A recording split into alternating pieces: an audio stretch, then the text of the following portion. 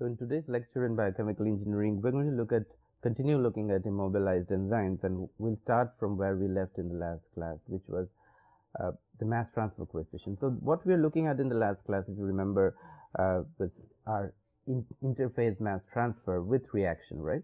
So there was a flat plate. So if I'm to remind you, so we had a flat plate like this, and there's a boundary layer, say, and these enzymes are on receptors that are bound to the surface. And because this is a fluid phase and this is a solid phase on which the enzymes are immobilized, so the enzymes are immobilized. So what happens is there is a transfer between the fluid and the solid phase, and that mass transfer coefficient was referred to as Kf. Now, what we didn't do or didn't get the time to do in the last class was how this Kf varies. How do we evaluate these Kf? It turns out that there are a lot of empirical relations to evaluate the Kf, the mass transfer coefficient. Now, what we looked at in the last class was flat plate. But what if it weren't a flat plate? What if it's a circular tube or a sphere or any other kind of thing? So what I want to show you on the screen today are these relations for mass transfer coefficients. These are for laminar flows for different kinds of geometry. So first one is flat plate, then circular tube, then solid spheres, and then finally falling films. So it's not, yeah. So the first relationship is K observed times, that is K observed is observed mass transfer coefficient times Z over dm, Z being the distance. So this is the flat plate. So depending on where you are on the flat plate. So that goes as Reynolds to the power half and Schmidt number to the power 1/3. And then for a circular pipe, the Kf, which is the mass transfer coefficient, is given by Kf d over dm, d being the diameter of the pipe, over dm, the molecular diffusivity. That again goes as Reynolds to the half and Schmidt to the 1/3, but the coefficient is different. So the coefficient in the last one is like 0.3, and here it's 1.8, so it's like 6 times. So what you see is that one important similarity is that K observed Z over dm or K observed d over dm, whatever it is, Sherwood number actually, goes as Reynolds to the half and Schmidt to the 1/3. Okay, so how does it look when we have forced convection around solid spheres? This is something you probably have read in your mass transfer classes. Again, it goes as the same. It again goes as Reynolds to the half and Schmidt to the 1/3, but there's a little catch.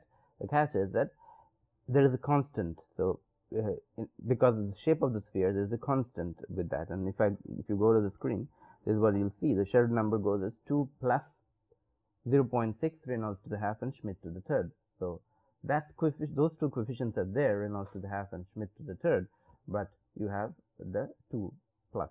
So, and finally, the last thing that we want to look at is the falling film. So the falling film, it turns out, is similar to the flat plate in the sense that its geometry is similar. Also, it's a flat kind of thing, and it goes again as Reynolds to the half and Schmidt to the 1/3, and the coefficient is 0.7, which is not too different from 0.3. So it's around twice that of the flat plate. So the difference that what would be the difference between a falling film and a flat plate? So this is if I go to this thing, this is a flat plate, right? What would be a falling film like? So this is again your solid surface, and this is how it is going to be, right? There is a falling film. So what is different over here is the effect of gravity. So this is a vertical, this is a horizontal. So the gravity is going to affect what? It's going to affect the size of the boundary layer and also the velocity profile in the boundary layer, right? The thickness of the boundary layer and the velocity profile in the boundary layer. So if you take a falling film like this, okay, and compare it with a flat plate. So, what is going to happen here is that that what you have at the bottom, this is going to, the liquid is going to drag in this direction, right? Liquid is going to drag in this direction. So um, as the liquid goes down, the z, or in other words, as the length goes down, then the size of the boundary layer grows, right? So as z goes higher, more and more you go down, the size of the boundary layer is going to grow because it's dragging, the fluid is dragging more in the vertical direction because of gravity. Is that clear? So, so as a result of which, so the two things that are different over here is the thickness of the boundary layer and the velocity profile in the boundary layer.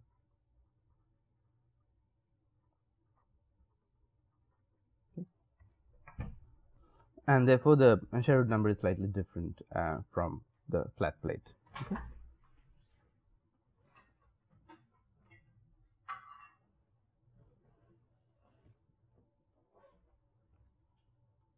Is that clear? So, what we are looking at till now are these cases. If you remember, all the examples we did in the last couple of lectures are examples where the enzyme is on the surface, right? The enzyme is on the surface, and either it's through diffusion or it's through convection that mass transfer is taking place. Now, what we're going to do now in today's, so that's the whole idea of today's lecture, is let's go to the screen, is intraphase mass transfer and reaction. So, what is different in this one is that it's intraphase. So let me see if I have a picture here. I don't have a picture here. Let's see if I have a picture out here. Let me go back and show you some.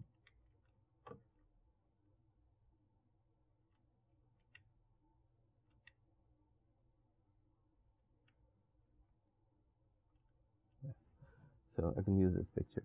So that's the difference, you know. So if, for example, if you have intraphase mass transfer, if the enzyme, immobilized enzyme that's there, is entrapped within the encapsulation, within the gel or the matrix, then there is no way for you to make it react with the substrate without the substrate actually diffusing into the enzyme, right?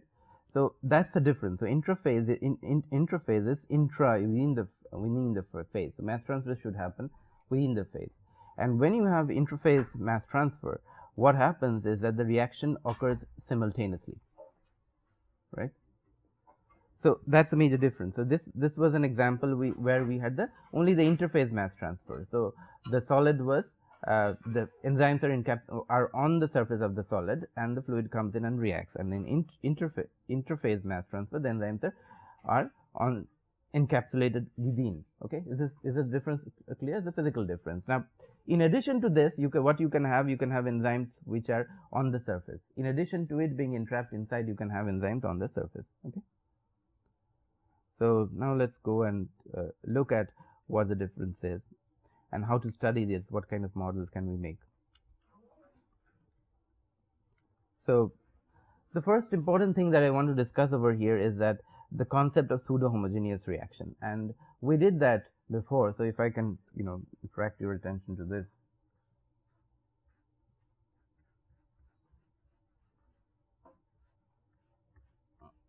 So my enzymes are, you know, let's say these are my points of where the enzymes are. Okay. Now, if I can go and write a homogeneous model for this, okay, or a heterogeneous model for this. This is something I discussed, but I still want to go into the details and try and see if you can understand it completely. So if I am to do a heterogeneous modeling of this, what would I do? I would actually let the substrate diffuse to the surface, then from the surface diffuse in. Okay, why do I separate these two diffusions? The diffusion over here, so diffusion in fluid, and then diffusion in this, because it's a porous solid here. So diffusion in the pores, the diffusion coefficients and all that stuff are going to be different. You know, it could be Knudsen diffusion depending on if it's the pore size is very small. If it's not, it would still be different. The diffusion coefficient is still going to be different. So if I am to do a heterogeneous model of this, my step 1 is diffusion in fluid. Okay. Step 2 is diffusion in porous solid. Then step 3 would be adsorption, or you can just go straight to reaction if you want. Okay. Reaction and adsorption, you can say. But what is the challenge that we face over there? The challenge that we would face over there is that we have to have a geographical map of where these particular enzymes are located within the matrix, right? If we are to allow, so because you are doing a simulation, if you're doing a simulation on the whole thing, you need, so the material, the substrate is diffusing into the whole thing, but for you to figure out that, for you to be able to quantify that, you need to know at which point it is reacting. What are these? Because see, what happens is within this matrix, these become almost like point sinks for the substrate. These points of reaction become point sinks for this substrate, and you need a map of where these point sinks are. So if you were to do a heterogeneous model, it's absolutely not impossible, but it's a little cumbersome in terms of the modeling, and then you have to do the diffusion out of the porous solid and out of the fluid. That's not the problem. The problem lies here. So what we do is we come up with what is known as a pseudo-homogeneous model. What is the assumption of such a model? What is the assumption of a pseudo-homogeneous model?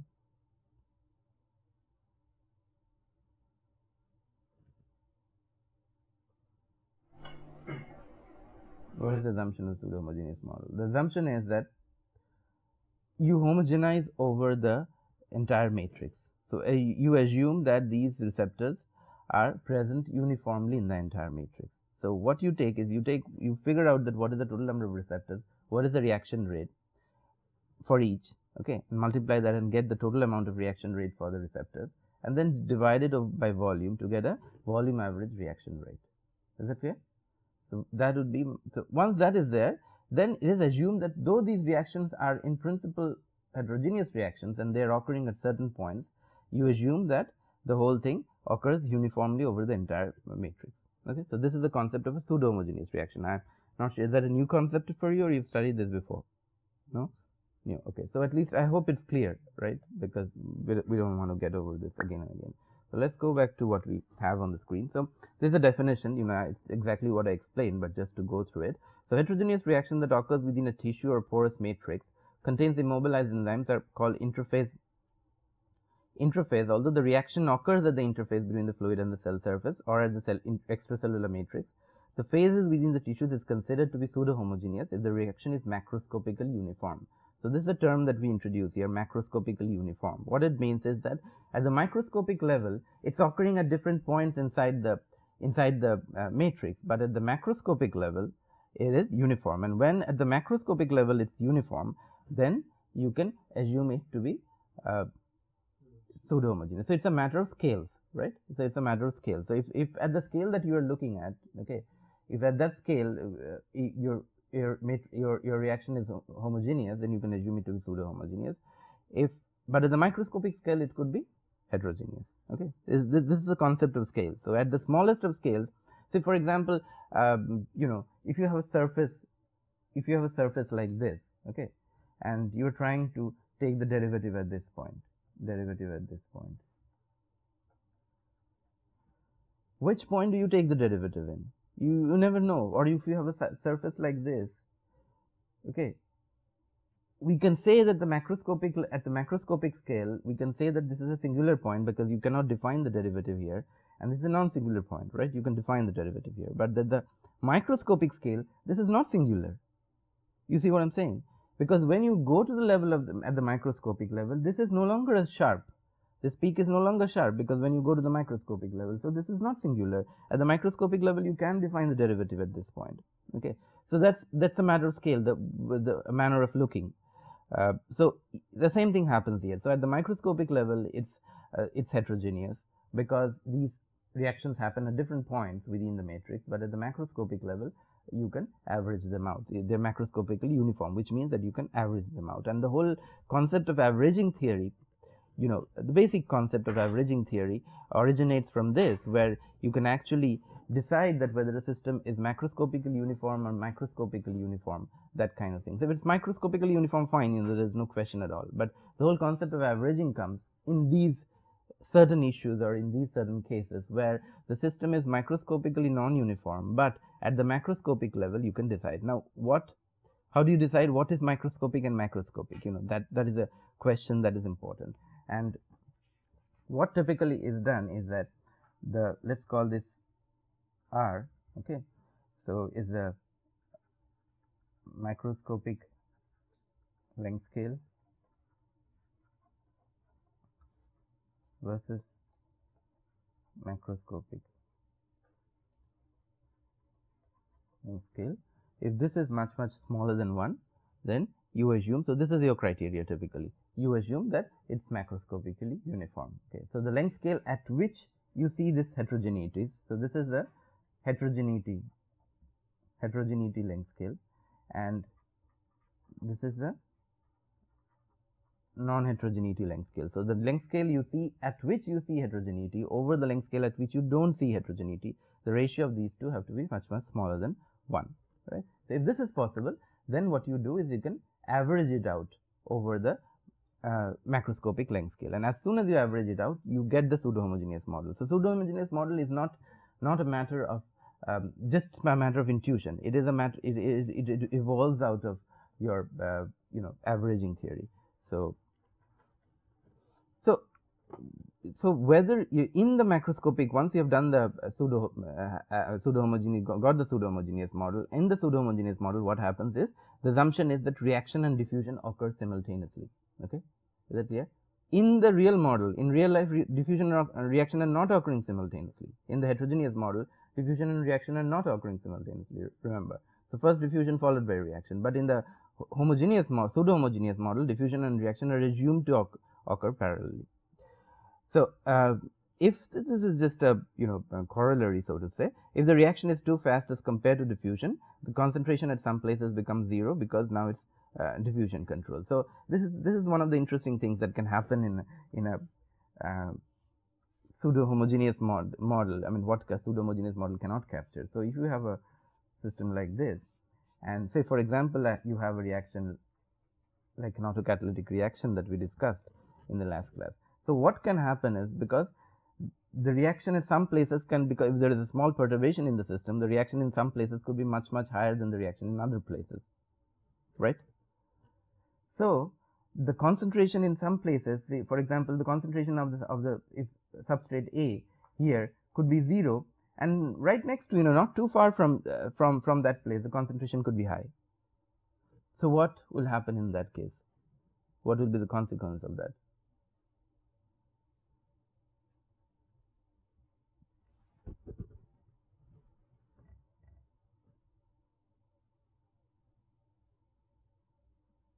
There'll be a major difference, a large difference in concentrations. It could be next to each other depending on the kinetics, right? If you have a kinetics of this type, A plus 2B giving 3B, then A could be depleted in one place and A could be far from depletion from another. It could be present in large amounts. So what will happen in that case? That's the real system. I'm talking of the heterogeneous system now.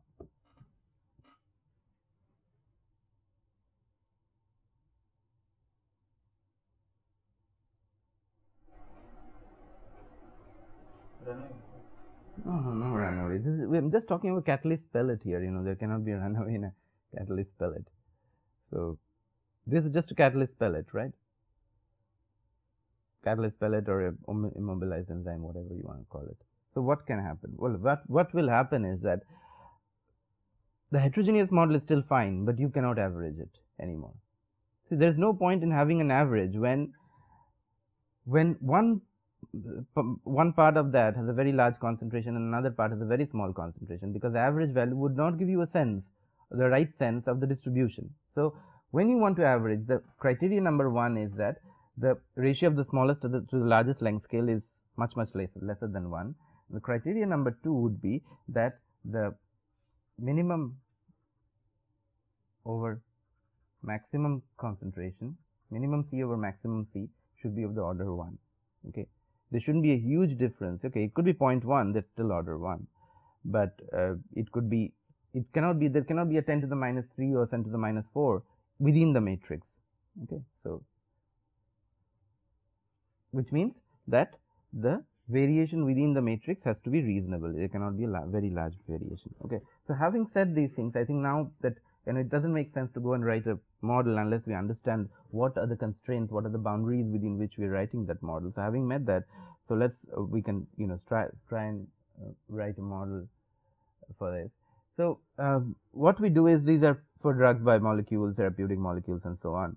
And if the diffusion is slow, then reaction rate could decrease significantly. The reason is because this is diffusion and reaction occur parallelly, but in real life diffusion precedes reaction. So if diffusion is very slow, then reaction obviously would be hampered. It's straightforward.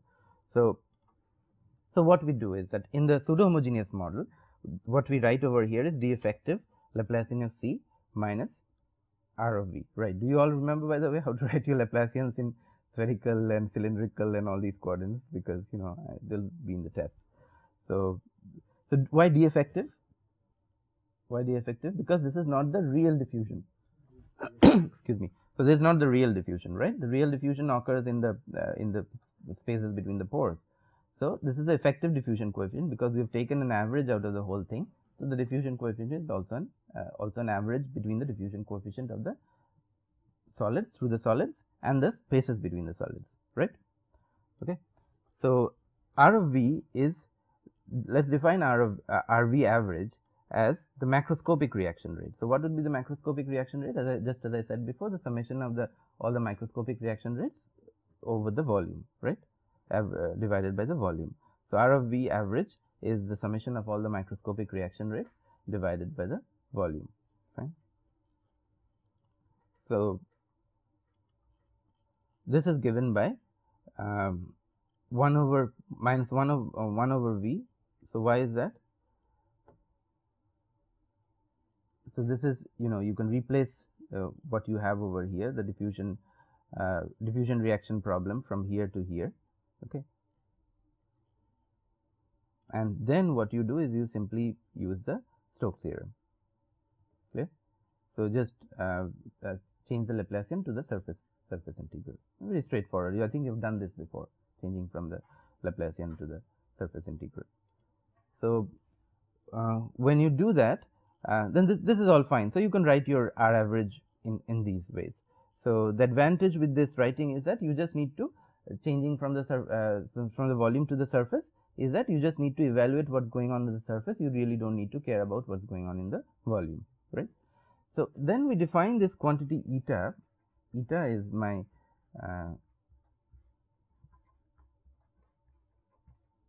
effectiveness factor. Okay? And I think we did effectiveness factor in the one of the lectures before also, right? Couple of lectures back. No? Okay. So this is something that we're going to do for the next couple of lectures. So let's try and see what the effectiveness factor is.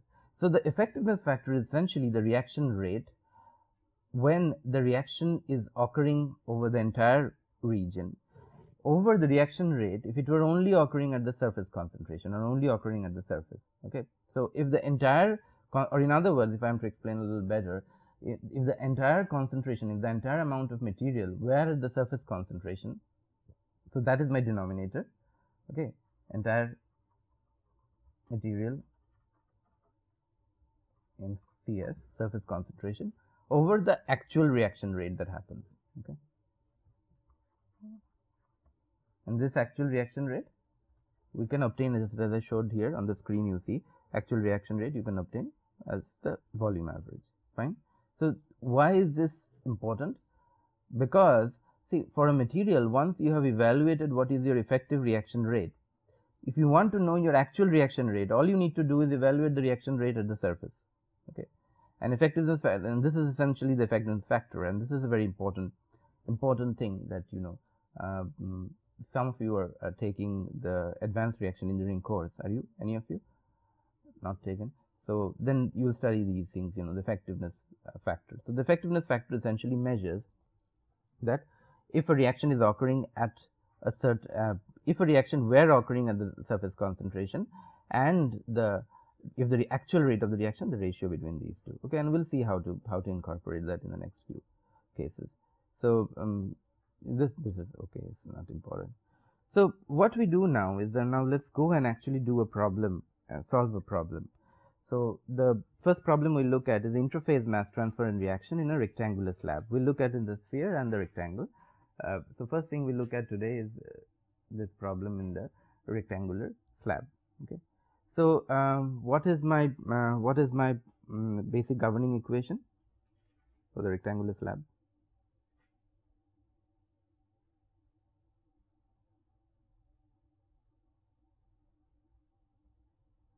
What is my governing equation for the rectangular slab? In this case, interphase mass transfer and reaction. It's right there in the title. If you look at here, interphase mass transfer and reaction in the rectangular slab. So these are entrapped. These receptors are entrapped inside. So what would be my governing equation?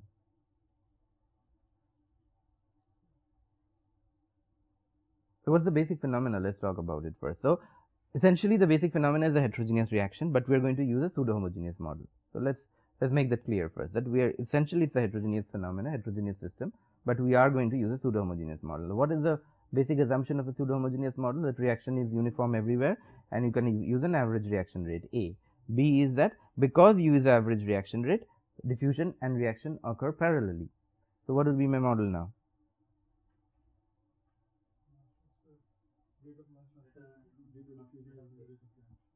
Yeah. So my minus B effective Laplacian of C should be equal to minus R of V. Okay. So this is my diffusion.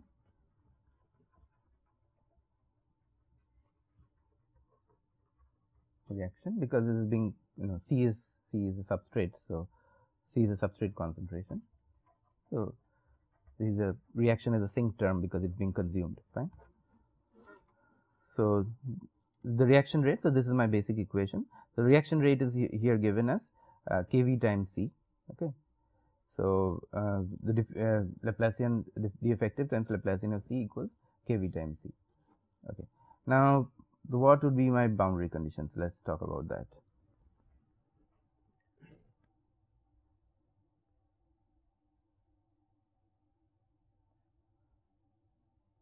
There are several possibilities with boundary conditions, but let's talk about boundary conditions. So what are my two boundaries? One would be at the center, right? Because we are going to, this is a symmetric width. We have to assume, so it depends on what we assume. If we assume Laplacian to be a symmetric Laplacian means in this case what would we have? Okay, let's I think you don't really remember all the Laplacian things. So this is a this is a rectangular slab, so there is not not too much of a question. It's still there is, but if it were cylindrical, then there's a question of symmetry. Now what we assume over here, let's put this assumption very clearly, which is this is my rectangular slab, and I'm going to consider diffusion in this region, in this direction, so which is x. Okay, and diffusion in the y direction is neglected. Why? Because is assumed to be too long. Fine. So diffusion is neglected. Now if I'm doing it, so because of symmetry, my condition at, so this is my x equals, say this is x equals 0. So at I think that is my x equals 0, my right. Now what would be the other condition? X equals L what? There are several possibilities with this, so you have to just pick one. Let's talk about the simplest now. We will do the little more complicated one next class. Continuity is the simplest form. So you can have a Robbins boundary condition, which is a flux type, flux with concentration, or you can have simple continuity. So let's assume the simple one, which is continuity at this point. I think this is would be KAV C naught. Okay. So what is KAV? So this is so this is my, so at x equals plus minus 1, x is dimensionless, by the way, here. So how I made it dimensionless? Just by dividing it by L.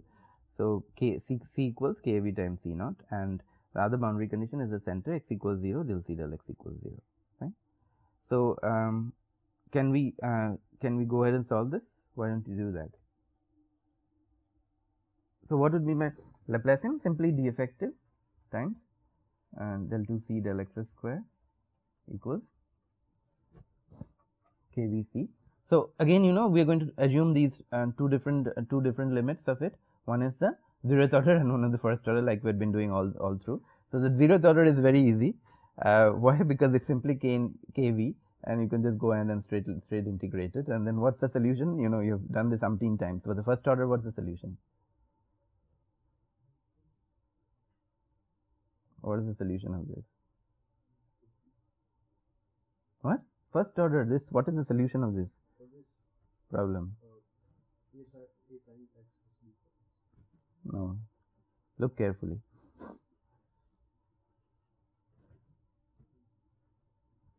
First is you have to see what is physically meaningful. A sin x and B A sin x, B cos x. What is the problem with that? One of them will drop out, and you will have a sinusoidal wave of concentration inside the matrix. Is that physically meaningful? No. So whenever you write a solution, the first thing you have to figure out whether it's physically meaningful or not, and that is not physically meaningful. So the physically meaningful solution would be exponential, and because you've forgotten how to do these things, which is a strange thing, that so essentially when you have a positive on this side, you will have a exponential, right? If you have a negative out there, then only you can have that.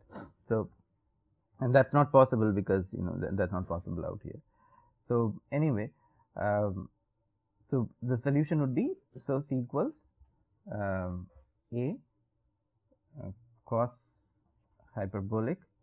I think what are we going to do? I'm going to do this a little differently later. That is, do the dimensionless and all that stuff. But just to give you a sense, I think KV over D effective, I think. Why cosine hyperbolic x and sine hyperbolic x is just from the e power plus x and minus x. I get this.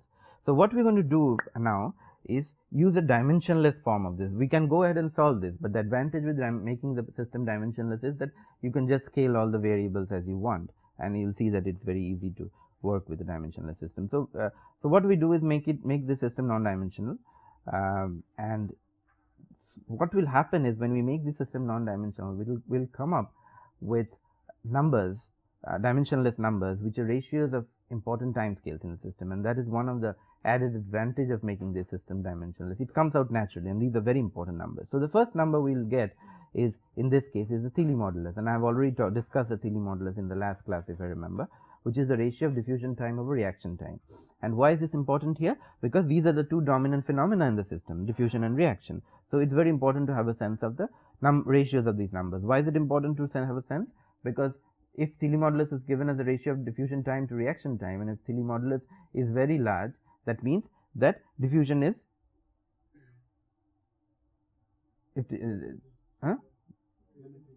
limiting. Yeah.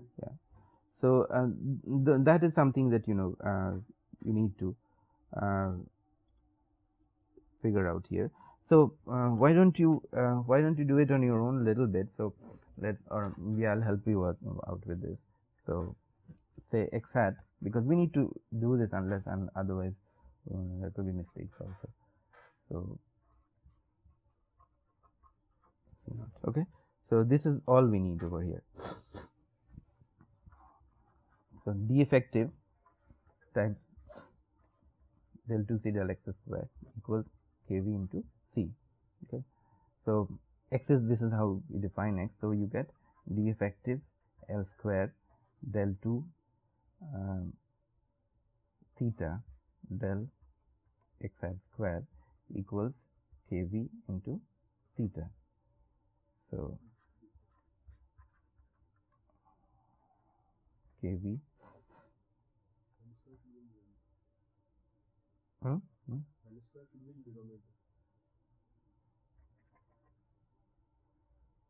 this should be denominator, yeah. So kv L square over d effective times theta. Okay. Now this could be written as L square over d effective divided by 1 over kV times theta. Okay. So this is phi square over theta. So this, what is this term? L square over d effective is the TD, right? Transverse diffusion time. This is the transverse reaction time. So you get theta phi square. So this is your basic equation, del 2 theta del x square equals phi square times theta, and that's, and phi square is kV L square over d effective, and that's the ratio of the transverse diffusion time over reaction time. Fine. So this is my dimensionless model, and my dimensionless boundary conditions are very straightforward. So at x equals plus minus 1, you get theta equals 1 and x equals 0, del theta del x equals 0. So this is very straightforward, and solution is also something I discussed. So this is the solution, but you should write it as sorry, yeah. So but I like, I think it's always best to write it as a cosine hyperbolic and a sine hyperbolic, because it's much easier. So if you write theta as, say, a1 cosine hyperbolic phi x, okay, because if you look at your reaction equation over here, there is del 2 theta. Let me, so your equation over here is del 2 theta del x square equals phi square times theta, right? So the solution is theta equals a1 cosine hyperbolic phi x plus a2 sine hyperbolic phi x, right? So del theta del x equals phi times a1 sine hyperbolic phi x plus a2 cosine hyperbolic phi x, right? Okay. So next step is that at x equals 0, del theta del x equals 0. So del theta del x at x equals 0 turns out to be phi times a2 cosine hyperbolic phi x equals phi times x equals 0, phi times a2, which is 0, which implies that a2 equals 0, right? So what you get is theta equals a1 cosine hyperbolic phi x. Now your other boundary condition is that x equals plus minus 1, theta equals 1. So so 1 equals a1 cosine phi x. So with my a1 becomes 1 over cosine hyperbolic phi. Okay. So my solution is theta equals cosine hyperbolic phi x divided by cosine hyperbolic phi. Okay. So this is what I have over here, which equals C over kV C naught.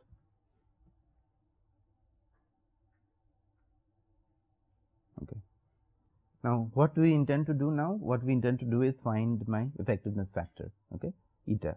So eta, if you remember, was defined as R of V average. Okay, over R of V average, R of V evaluated as CS. Okay, so my CS is x at x equals 1, right? CS is defined at x equals 1, which is given as kV C naught. So the denominator is known. All you have to do is evaluate the numerator, kV C naught. Clear? So how do you evaluate the numerator?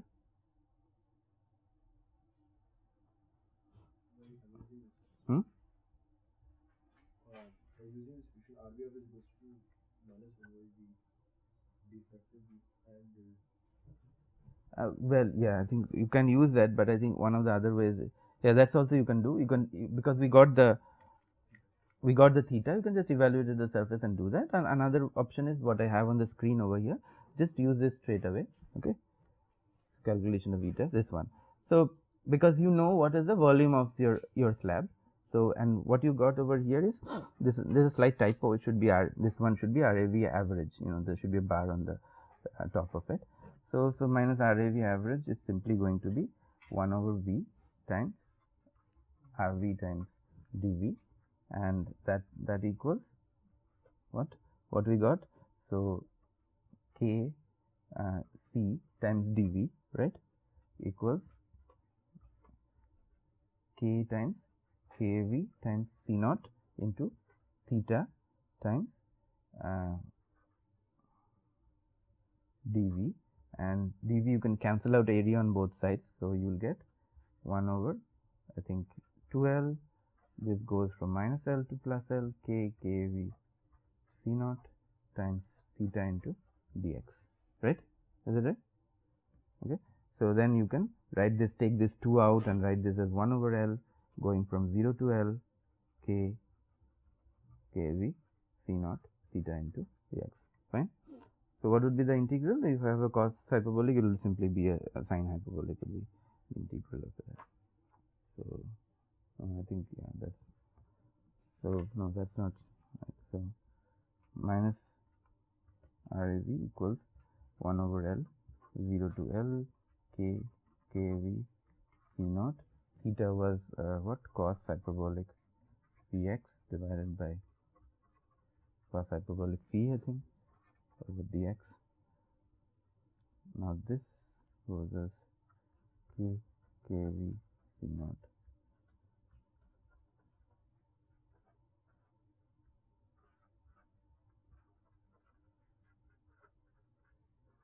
Okay. Now this integral turns out to be, this whole thing turns out to be K kV C naught over L into, this is slightly complicated integral. So this comes out to be this tan phi, this cos hyperbolic phi x 0 to L divided by cos hyperbolic phi comes out to be tan phi over phi. Okay. So you can do that. What you have to do is essentially, because this will be sine, so you have a cos, but this 1 over phi will come, okay, because of the integral. Fine. Is it clear? So this will be sine hyperbolic phi over phi over cos hyperbolic phi, then the denominator is there tan hyperbolic phi. So my eta is going to be, what is my eta going to be?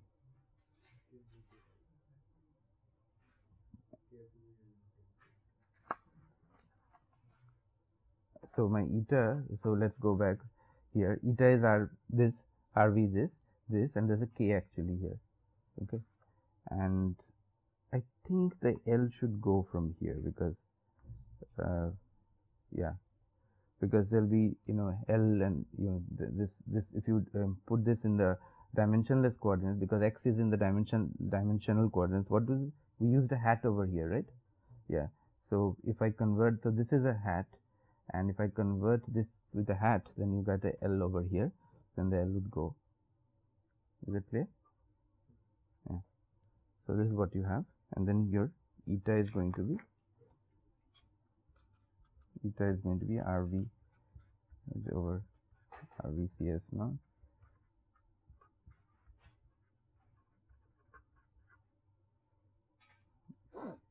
Which comes out to be K kV C naught over K kV C naught tan hyperbolic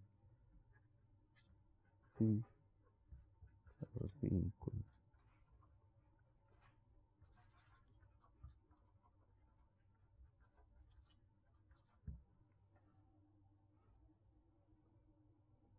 Okay.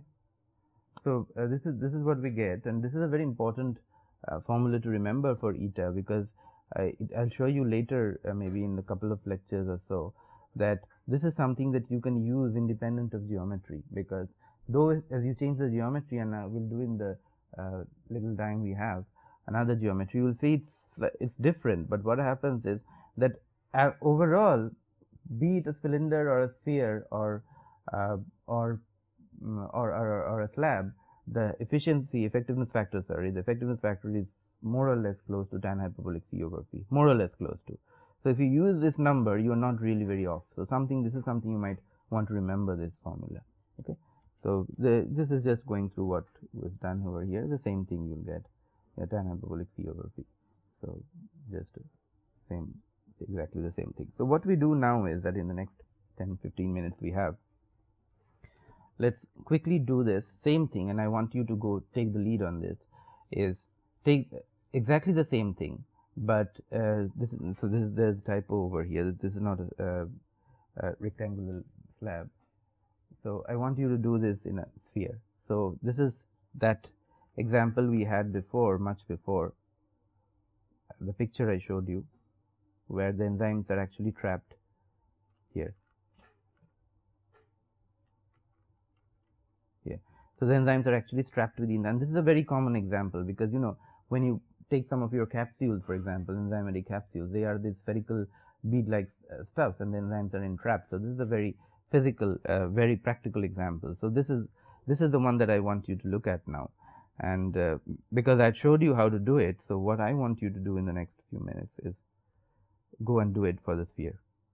So first write your, so this is again your basic equation, right? This is again your basic equation. All you have to do is write your Laplacian in the spherical coordinate, and then go and make it dimensionless, and then go and solve it. So just start doing it, and I'll help you through the way.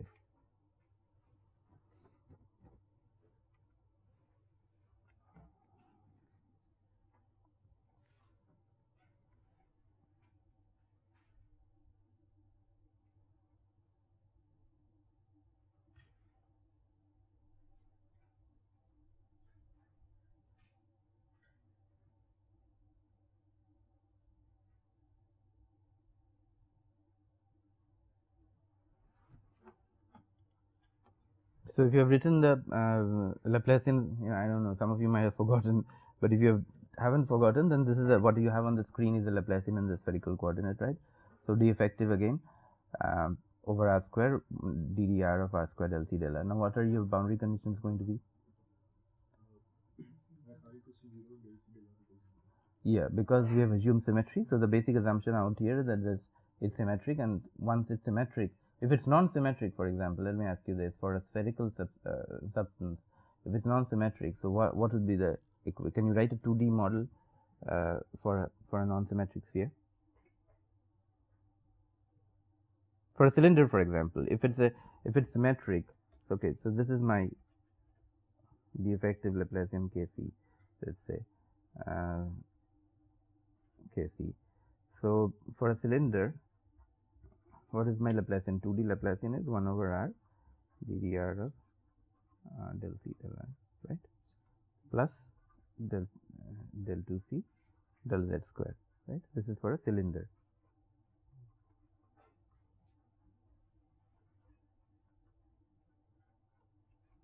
Now this is for a symmetric cylinder, right?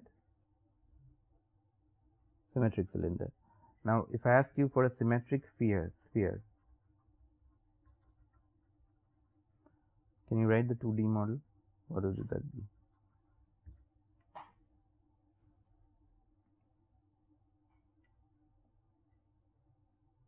Two-D model for a symmetric sphere.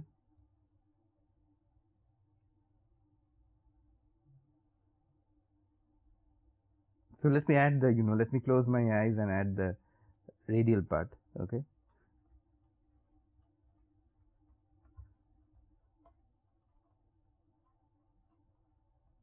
Plus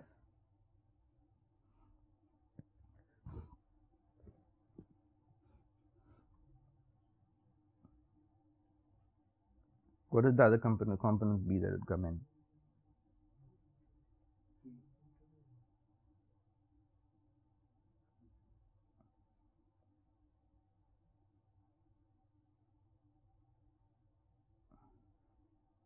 Maybe theta and phi, but I asked you to write a 2D model, so which one would you choose? Why is that? I'm taking R as a symmetric form. Phi theta is a symmetric form. Within a disk that has the field, we have a same contribution. Yeah, but think about it physically. The sphere is the sphere has there's no in a cylinder you have this axis of symmetry, okay, and you're taking symmetry about the radial coordinate, right? But the sphere, how would you physically denote that this about this axis of symmetry you have symmetry? Is it possible to do it in a sphere? It's not. Think about that. In a cylinder you can do it, because in cylinder you can fix your axis of symmetry, and you can say about this you can. But in a sphere, theoretically it's possible, but physically is it possible to denote the system and say that there is there's an axis of symmetry? It's not possible, right? Then what would be your answer? The answer is that it is not possible to write a symmetric 2D model in sphere for a physical system.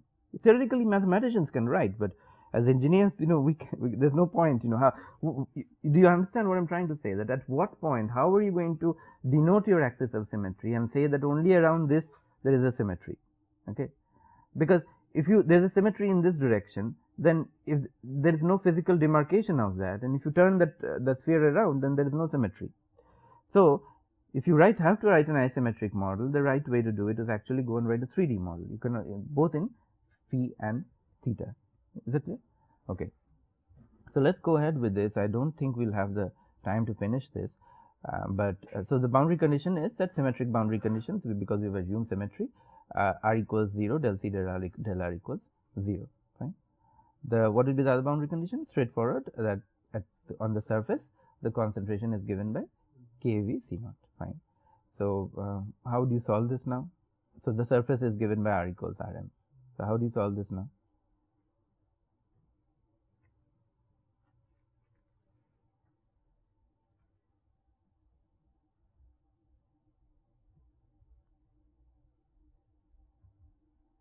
So one of the things that we can do is we can safely close our eyes and make the system dimensionless. Okay, for the sake of simplicity, my dimensionless variable would be Rm. So say zeta is given by R over Rm. Then my governing equation is given by this 1 over psi square dd psi of psi square del C del psi equals phi square times C. Fine. So no, solution is not Bessel function. You need to go and brush up your mathematics. So let me go back a little bit. We have completely run out of time, but because you have mentioned Bessel function, so what is the which coordinate is the Bessel function actually in the cylindrical coordinates, right? So I didn't do the cylinder, but that doesn't mean that you have to go back and do the cylinder now. So this is my d effective ddr of R del C del R equals kV C, right? So after making it dimensionless, you get 1 over R ddr. This is the cylindrical coordinate, by the way. Don't confuse with spherical. So we have left the spherical where we were. So because he mentioned Bessel function, that's why I'm going back to p square of C. Fine. So what would be the solution of that? The solution of this, it's going to be Bessel function. So this you can write as del 2C del R square plus 1 over R del C del R equals C square times C. Multiply this by R square both sides, then you will have R square del 2C del R square plus R del C del R minus C square R square C, right, equals 0. So then your new variable, you have to what is the next step? You define a new variable. Y equals phi times R. Okay. So then your equation becomes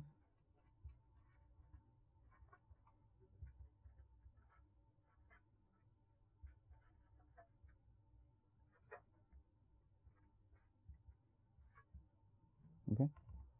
So now you can use a Bessel function solution. So this is your